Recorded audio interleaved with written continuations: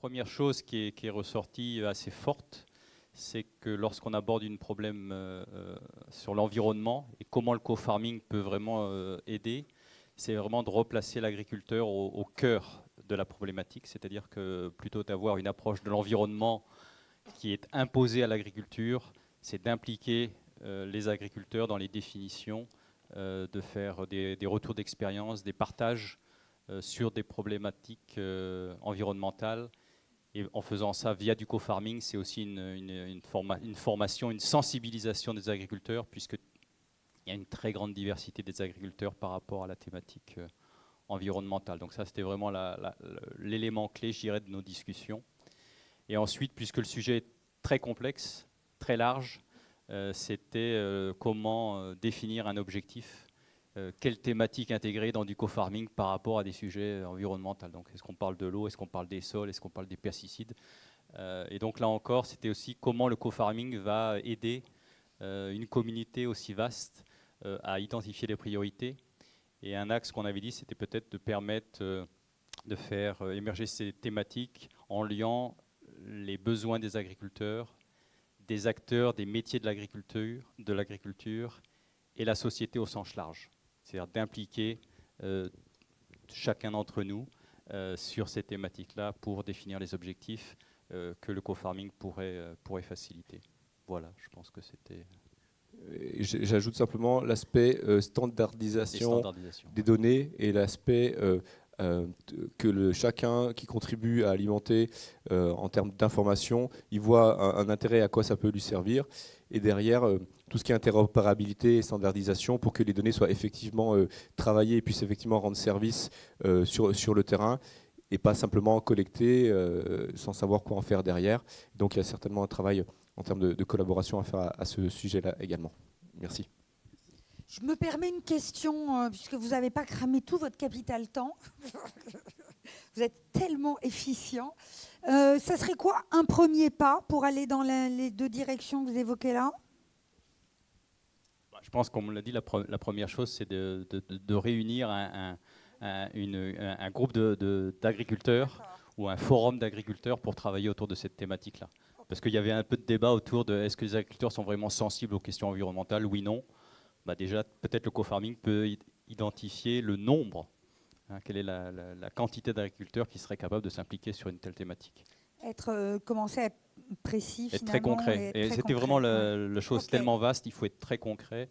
Et puis après, avoir un noyau dur d'agriculteurs et faire émerger tout ça. Voilà.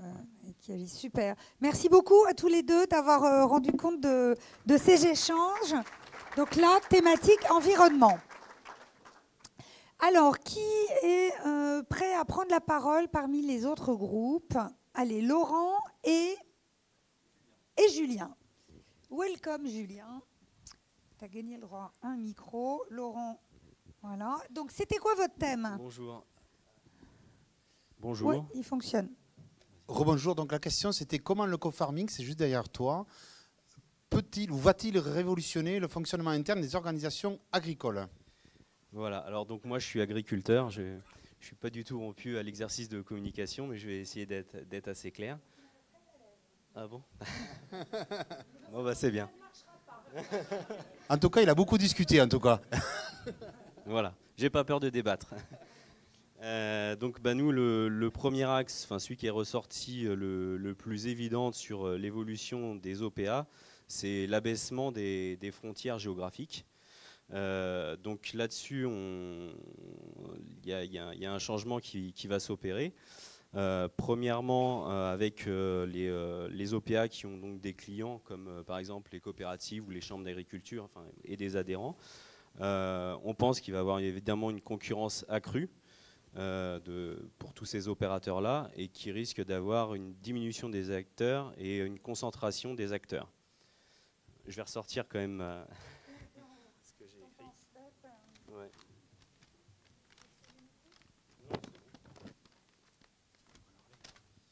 Alors donc, on pense que ça peut amener une fragilité des organismes professionnels agricoles. Donc organismes professionnels agricoles, on entend, ça peut être les syndicats, les chambres d'agriculture et moi en premier lieu, je pense aux coopératives. Ça peut aussi amener une agilité accrue grâce au benchmarking. Je pense que ces OPA peuvent plus facilement se comparer par rapport à leurs homologues à l'étranger et même au sein d'autres régions françaises. Donc le risque, c'est une concentration et une diminution des acteurs. L'opportunité, c'est les nouveaux services qui peuvent en découler, en apparaître, et une densification de l'offre au niveau local. Au niveau de la gouvernance de ces OPA, on pense également qu'il va y avoir une évolution. Les OPA se sont créés traditionnellement sur un territoire donné avec une certaine homogénéité de la production locale. Avec l'effacement des frontières et un agrandissement des OPA, celles-ci vont devoir gérer des territoires et des productions beaucoup plus hétérogènes. La gouvernance sera donc beaucoup plus complexe. Aujourd'hui, les remontées des adhérents agriculteurs passent par des échelons locaux, cantons, zones agricoles, départements, régions. Peut-être que demain, la participation des adhérents sera beaucoup plus directe grâce aux nouveaux moyens de télécommunication, avec des exigences beaucoup plus nombreuses et une demande de réaction beaucoup plus rapide. Le maillage doit être donc capable de s'adapter. Avec un éloignement de la base tant géographique qu'un point de vue dimension humaine des OPA qui grossissent, la transparence de la gouvernance sera importante. Elle sera également de plus en plus importante pour la société civile, donc la population non agricole, qui habituellement était plutôt écartée de ces positions-là, mais on voit que de plus en plus, la société civile, les gens s'intéressent à nos pratiques et donc aux OPA. Donc là, il y a une opportunité de recréer du lien entre le monde agricole et le monde non agricole. Et puis évidemment, il y a un risque avec les différents points de vue entre les acteurs économiques que nous sommes et la société civile qui n'a pas du tout le même point de vue et avec leurs attentes sociétales. Je vais regarder si derrière j'ai... Laurent ? Non, juste, c'est que la société, en effet, elle aura quand même, ce qui a été dit du moins, c'est que c'est quand même les clients des agriculteurs. Donc à un moment, peut-être sur les territoires, il y avait quelqu'un dans notre groupe qui était une collectivité locale, et elle imaginait peut-être intervenir justement dans les productions locales autour de son village ou de la communauté de communes. Donc ça fait apparaître des modes de gouvernance peut-être tout à fait nouveaux demain. Ouais. Julien, autre chose ? Non, je crois que j'ai à peu près brossé ce qu'on a dit. Finalement, voilà. en se résumant, si on veut dire en quelques mots-clés, les actions que vous souhaitez, ce serait quoi ? Alors là, ce que je viens de dire, c'est pas forcément ce que je souhaite, c'est l'évolution que je pense qui va être opérée. C'est-à-dire que la fragilité, évidemment, des... Alors l'évolution, ce qu'il faudrait faire... Moi, je pense que c'est inéluctable. La concentration et des opérateurs va s'accentuer. Pour moi, c'est ce qu'il faudrait faire. Je ne sais pas. C'est plutôt une mauvaise chose pour moi, mais ça va se faire. Laurent ? Il y a deux choses qui sont vraiment apparues. Donc, la notion de gouvernance a bien été abordée. Après, la notion de territoire, il y a vraiment deux axes. Il y a l'axe où on va enrichir vraiment la connaissance du territoire en référençant énormément de ressources sur un territoire à proximité de l'exploitation, donc dont seront inclus les organisations professionnelles agricoles, quelles qu'elles soient. Et à la fois, on a la capacité à pouvoir casser justement des frontières territoriales et fabriquer des rencontres qui ne sont tout simplement pas possibles, quoi. Et ça, il y a ces deux axes-là où en fait, vraiment, on peut fabriquer de la rencontre sur un territoire de proximité qui ne sont pas forcément possibles à l'heure actuelle et de manière beaucoup plus large.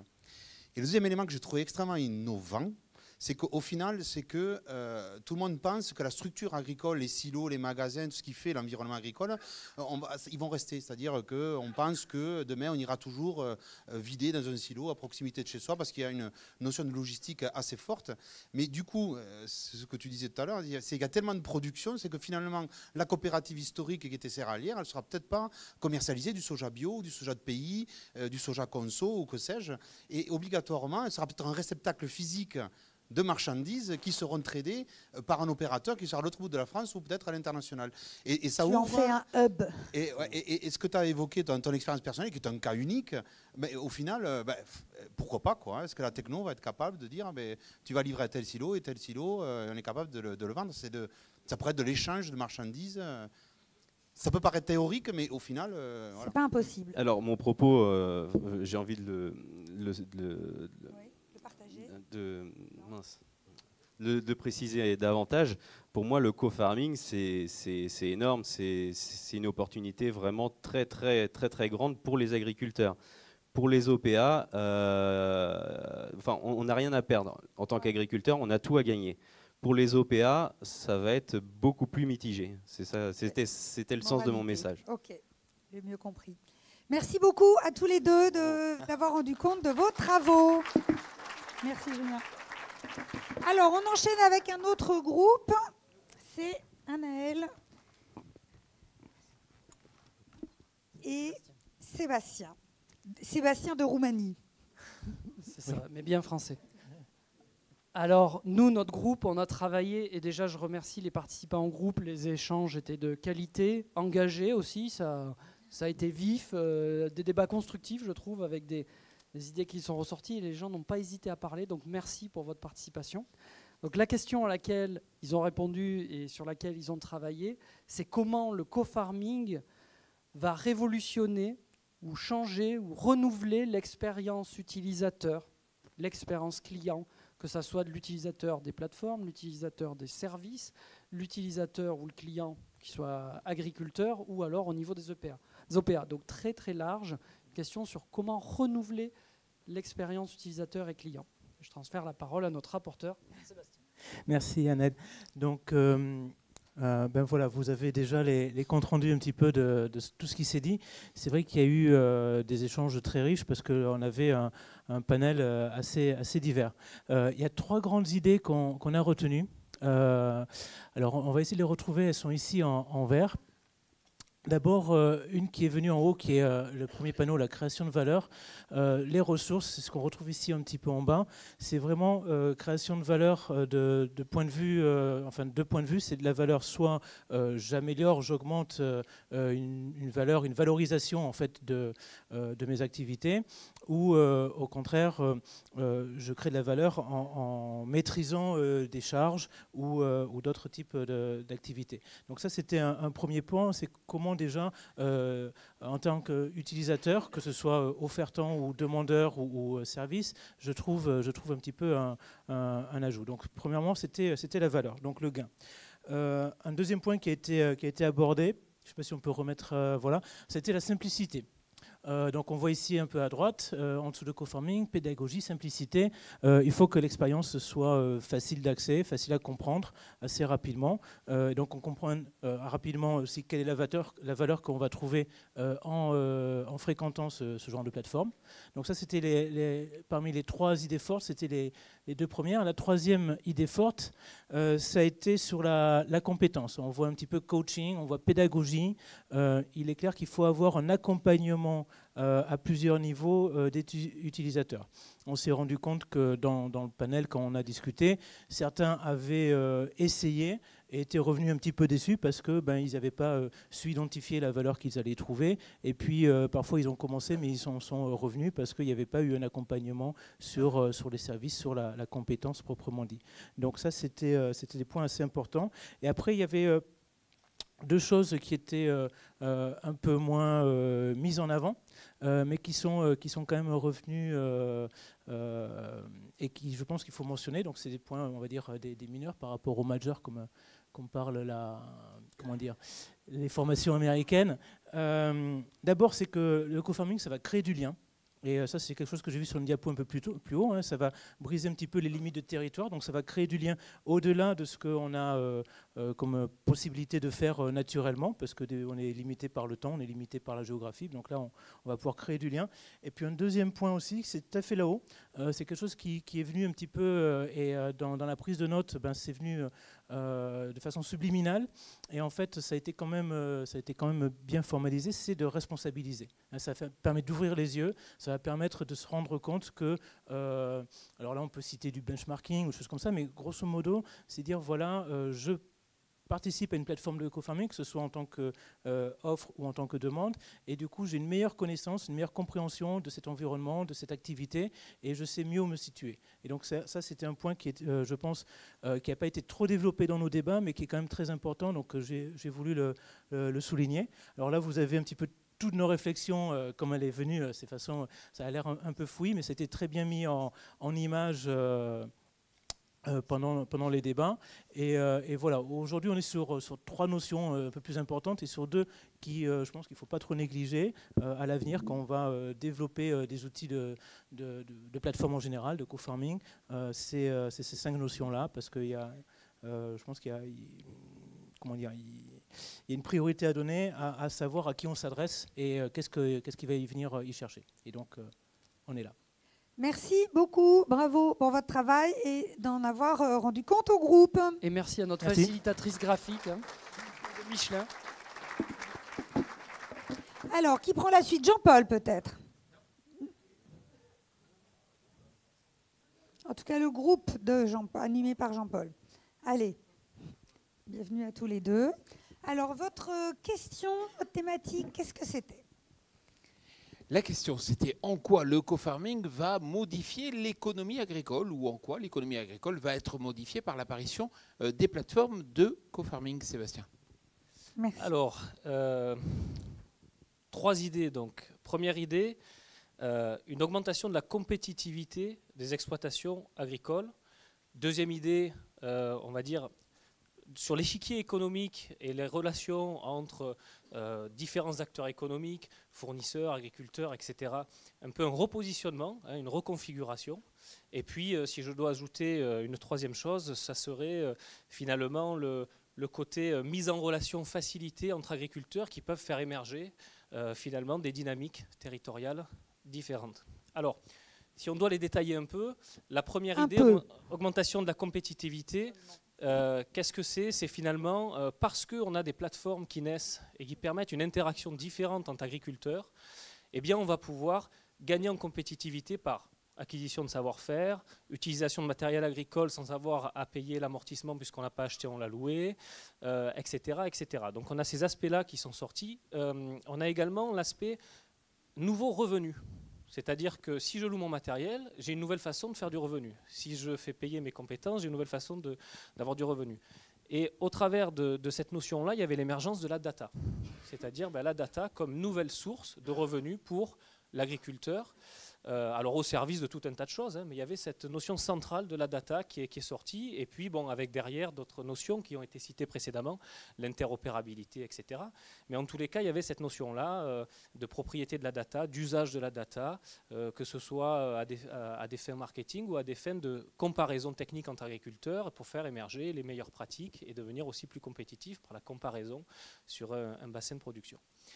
Ce qui fait que finalement, tous ces nouveaux modes d'usage et toutes ces nouvelles façons d'agir et d'interagir sur un territoire font que les manières classiques qu'ont certains acteurs économiques de venir vendre du service ou vendre du matériel, etc., peuvent être différentes. Et donc, il s'est posé la question de peut-être des risques du co-farming pour un certain nombre d'acteurs. Je pense qu'on peut citer on va dire 2 exemples qui sont ressortis. Un, par exemple, pour les fabricants de matériel, vis-à-vis de l'émergence de la location, et donc on va mieux mutualiser sur un territoire. Donc, qu'est-ce que ça peut donner finalement par la suite? L'aspect reconfiguration de la façon de faire du conseil agricole. Si les agriculteurs commencent à faire du conseil, ici on a une synergie, on a une meilleure visibilité de qui fait tel ou tel type de conseil, même hors de ma région, quid des conseillers régionaux initiaux. Et donc il y a eu toute cette notion de risque, mais finalement elle a été relativement balayée vite. Pourquoi? Parce que si les exploitants ont un meilleur bilan financier, ça devient des meilleurs clients. Voilà. Et donc, si ce sont des meilleurs clients, ils sont plus solvables, et donc on a une activité économique qui est plus, on va dire, dynamique, voilà, au service de ces mêmes acteurs. Donc voilà, on a plutôt souligné les opportunités et les forces de cette nouvelle façon de faire. Voilà. Et sur le comment ça s'est passé, après tout, j'aurais dû vous poser la question à chacun. L'animation s'est passée toute seule. C'est vrai qu'il y a eu beaucoup d'interactivité et d'idées qui sont remontées.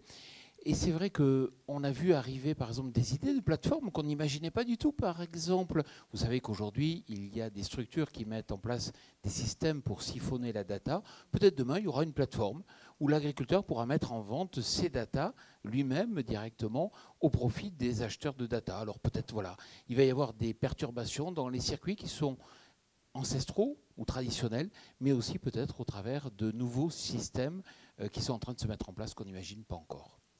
Merci à tous les deux pour cette restitution. Merci. Et bravo. Alors, Mickaël, je crois que tu avais fini par créer 2 groupes. Pardon. Alors, qui vient rapporter? Du coup, en toute logique, vous êtes deux aux côtés de Michael. Voilà.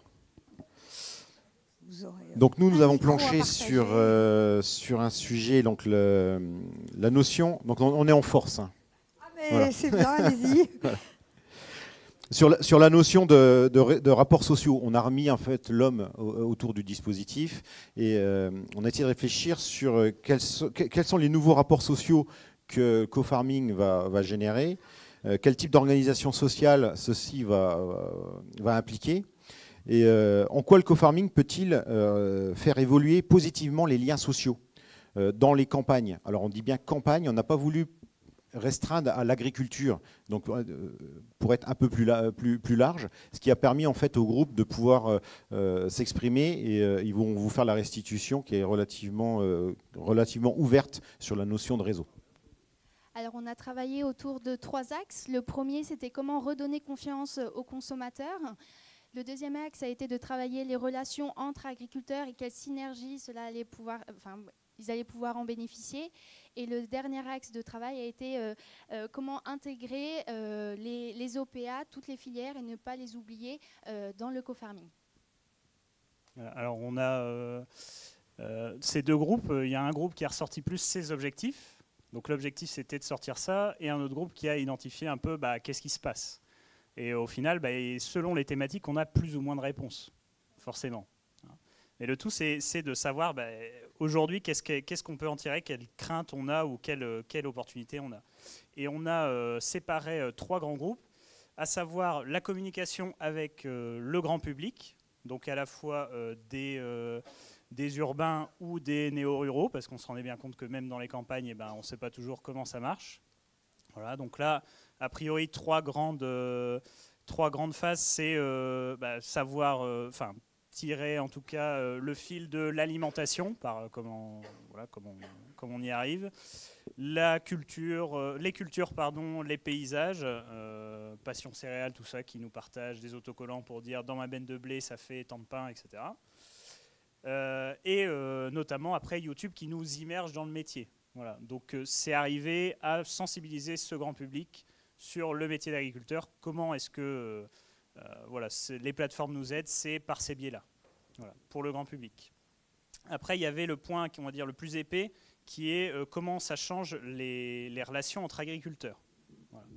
Et ça, au global, le problème, c'est avant tout la balance entre la perte peut-être de liens humains qu'on peut avoir, les représentants qui viennent boire le café, savoir que oui, mon SAV il est là, etc.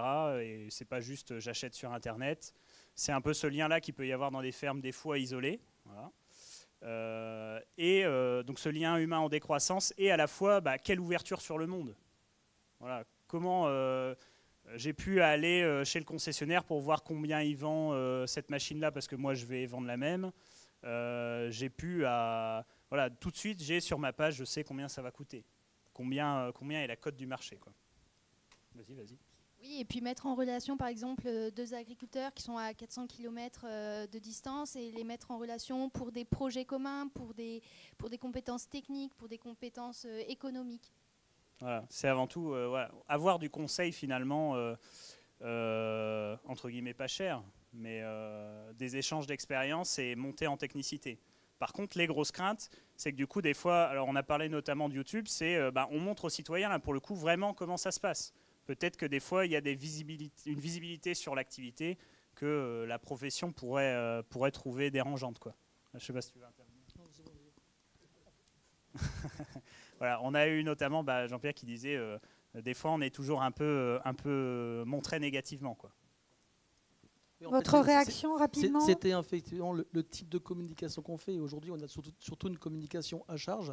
C'est aussi notre rôle aussi de montrer ce qu'on fait et qu'on ne le fait pas si mal que ça et être capable de dire non, finalement, on n'est pas les mauvais et simplement expliquer ce qu'on fait. Donc il est temps de communiquer dans le bon sens. Et de prendre en charge notre communication. Voilà, d'en avoir le contrôle un peu, quoi. Voilà, et alors le tout, c'est que tout ça, ça remet un peu en cause des fois les intermédiaires. Voilà, et qu'on peut avoir une perte de relation parce que la relation humaine, je ne pense pas que ce soit qu'une histoire de génération. Preuve en est, ici, on est tous ensemble en train de parler de plateforme virtuelle, mais on avait quand même besoin de se voir, voilà, mine de rien. Donc il va y avoir ces aspects-là qui vont changer, et ça remet en cause notamment donc, les organisations professionnelles. Donc là, on a vraiment l'axe qu'on a développé là, qui est comment on les associe, quoi. Et ça, à mon avis, c'est peut-être le point où, pour l'instant, on n'a pas le plus de réponses. En tout cas, dans nos groupes, ce n'est pas ce qui est ressorti le plus. Mais on est tous d'accord pour dire que ça va quand même pas mal déstabiliser peut-être certains instituts, mais on a aussi un besoin de confiance de la profession agricole pour dire, moi, ok, j'ai un avis, mais d'où il vient, quoi, et je ne le connais pas forcément, ce bonhomme-là. Donc, voilà, comment est-ce que j'ai un avis sérieux? Parce que moi, je peux essayer des choses sur mon exploitation, mais il faut quand même que j'en vive. Donc je peux me planter un petit peu, mais j'ai quand même l'obligation de sortir du résultat, quoi. Voilà. Très bien.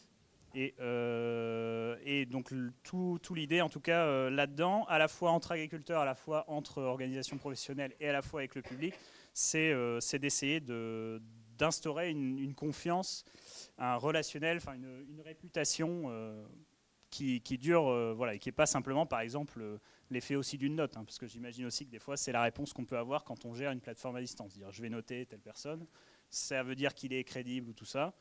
Comment est-ce que voilà, j'instaure cette confiance et cette réputation? Merci. Un dernier commentaire. Oui, on a presque une demi-heure de retard. 2 donc secondes, je vous invite une toute à... petite précision. Moi, je pense qu'il est indispensable d'associer tout le tissu coopératif, entre guillemets, ou agricole tel qu'il a été bâti. Aujourd'hui, on a eu la chance en France d'avoir quand même une agriculture moderne, productive, mais ce n'est pas du hasard. Ce n'est pas les agriculteurs qui font, entre guillemets, qui apportent à un organisme leur matière.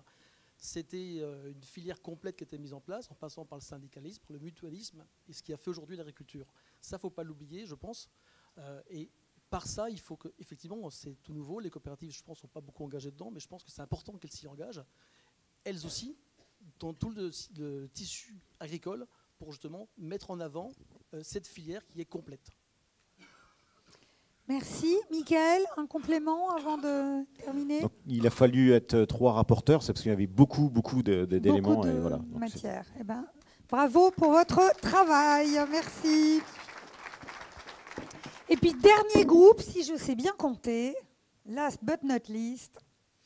Alors, 2 rapporteurs et un animateur et 2 micros. Bienvenue. Alors, quelle était votre thématique, votre question? Alors, la question qui se posait, c'était d'essayer d'imaginer les nouveaux services et les nouveaux produits qui pourraient apparaître sur des plateformes. Quelle serait la plateforme de demain, ou les plateformes de demain?